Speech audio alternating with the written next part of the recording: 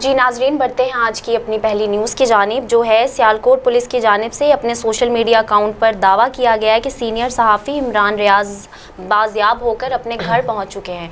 जी यासिर, आप हमें बताएंगे कि इस चीज़ में कितनी तस्दीक है या सच है या नहीं है? जी बिल्कुल ऐसी बात है। कौम की दुआएं रंग ले आई है। पाकिस्तान के नामवर सहाफ़ी इमरान रियाज साहब जिन जिन जिन जो पाकिस्तान कौम की आवाज़ थे, उनको तकरीबन पिछले 4 माह से वो अगवा हो चुके थे। उनको कोई अता पता नहीं था, लेकिन अब ये ख़बर आ रही है कि वो खैर आफ़ियत से बाजियाब होके घर पहुंच गए हैं।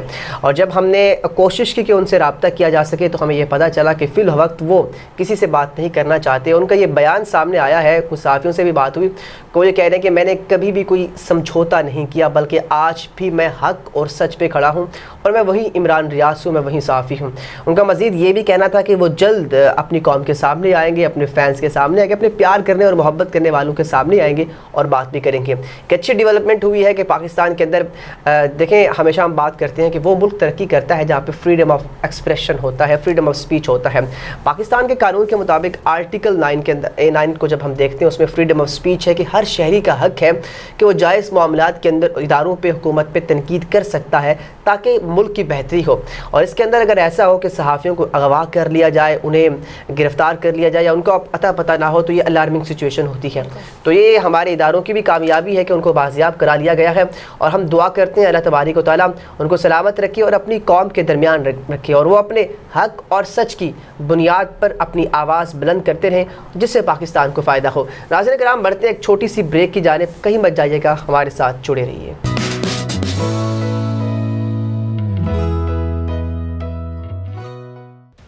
एपेक्स ग्रुप ऑफ कॉलेजेस मुश्किलें तो आती हैं, ये हर ख्वाब की तकमील देखते हैं।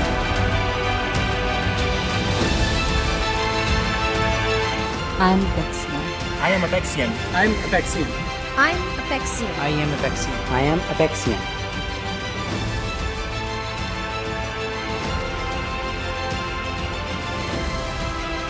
एपेक्स ग्रुप ऑफ कॉलेजेस, आज है मंजिल।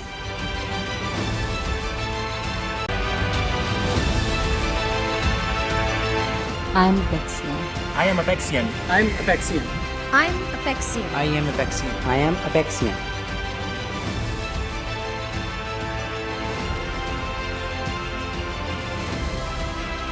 एपेक्स ग्रुप ऑफ कॉलेजेस, आज है मंजिल।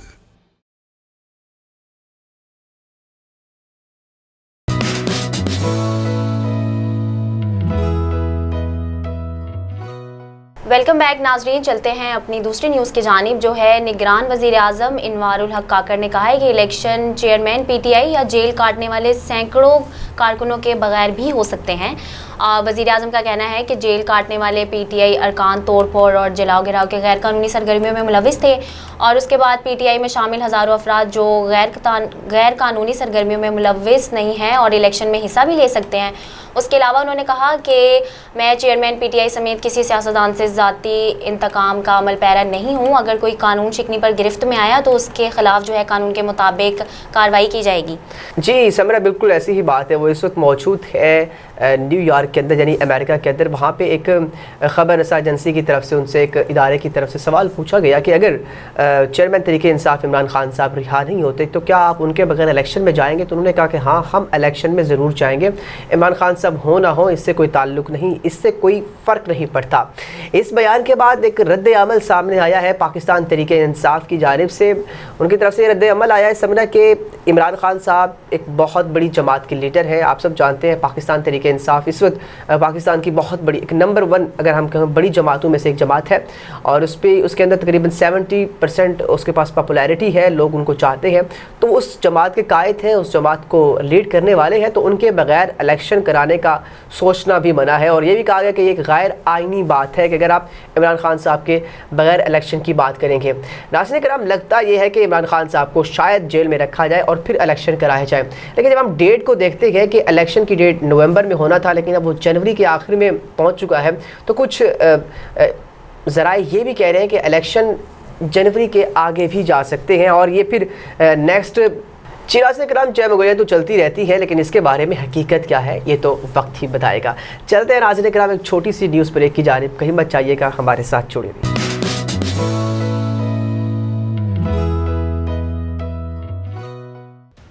Apex Group of Colleges. मुश्किलें तो आती हैं, ये हर ख्वाब की तकमील देखते हैं।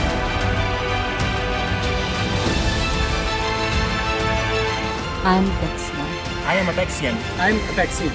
I'm Apexian. I am Apexian. I am Apexian.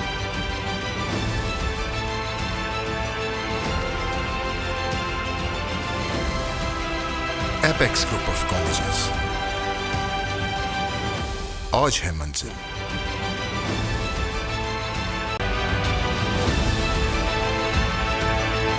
I'm Apexian. I am Apexian. I'm Apexian. I'm Apexian. I am Apexian. I am Apexian.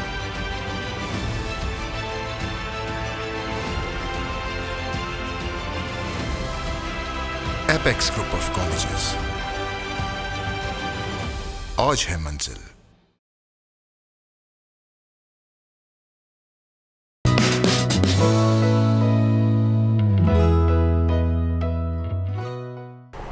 Welcome back नाजरीन, चलते हैं अपनी अगली न्यूज़ की जानिब। यासिर, अभी आपने देखा हो पिछले दिनों वर्ल्ड कप का एक एंथम जो था वो रिलीज़ किया गया था, लेकिन उसे फैंस की तरफ से ना कुछ ज़्यादा मतलब पसंद नहीं किया गया, उसको बड़ा तनकीद का निशाना बनाया गया।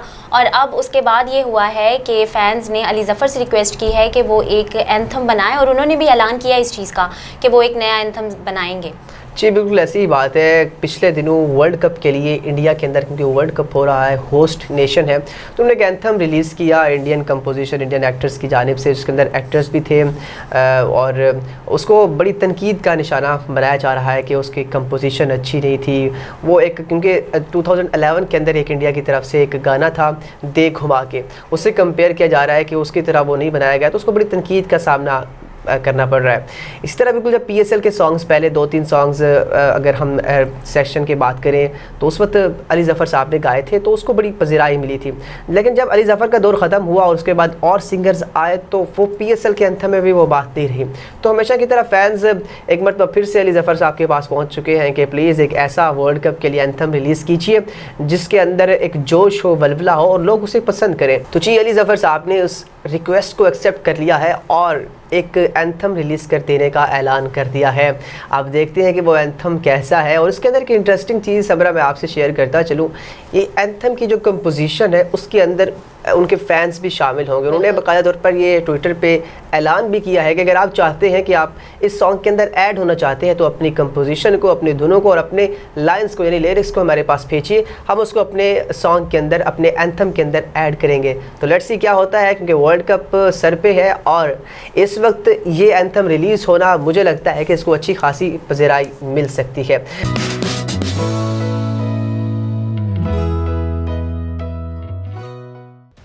Apex Group of Colleges. मुश्किलें तो आती हैं,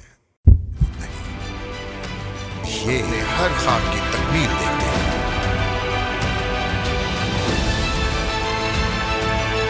I'm Apexian. I am Apexian. I'm Apexian. I'm Apexian. I am Apexian. I am Apexian.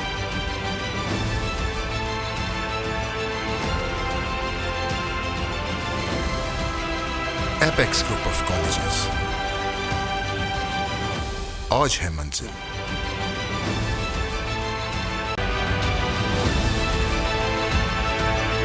I'm Apexian. I am Apexian. I'm Apexian. I'm Apexian. I am Apexian. I am Apexian.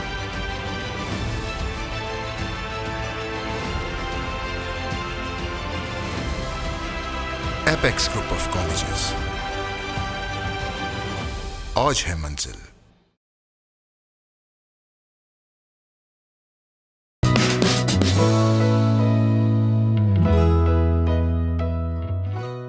नाज़रीन कराम, बढ़ते हैं आज की चौथी न्यूज़ की जानिब, जो सेहत के हवाले से है। आप सब जानते हैं इस वक्त एक बीमारी, एक वायरस, एडिनो वायरस के ज़रिए फैलने वाली एक बीमारी जिसे हम आशोब चश्म के नाम से याद करते हैं, जानते हैं, गिरदानते हैं। पहले इसका आगाज़ कराची से हुआ, वहाँ पे बीमारी फैली, अब ये लाहौर के अंदर और फिर इसी तरह वस्ती पंजाब से जनूबी पंजाब की जानिब ये बढ़ रही है और बहुत से लोग इसका शिकार हो रहे हैं। इसकी क्या अलामात है, इसकी क्या एहतियाती तदाबीर है, किस तरह हम इससे निकल सकते हैं। मैं बताता चलूँ कि एक एडिनो वायरस है, ये वायरल इन्फेक्शन है, ये एक आँख से दूसरी आँख में जा सकता है। तो सबसे पहले हम इसकी अलामात की जानिब बढ़ते हैं। समरा बताइएगा। जी, इसकी सबसे पहली अलामत है आँख का लाल होना, यानी आँखों के अंदर सुर्खी आ जाएगी, आँख लाल हो जाएगी आपकी दोनों आँखें, और इट फील्स लाइक कि बहुत सी एक, जैसे हम कहते हैं कि आपको एक खूनखार आँखों की तरह आपका जो शक्ल है वो होना स्टार्ट हो जाएगी। उसके बाद है आँखों में जलन होना। अच्छा। उसके बाद है आँखों में शदीद दर्द होना, बुखार होना और नाक का बहना।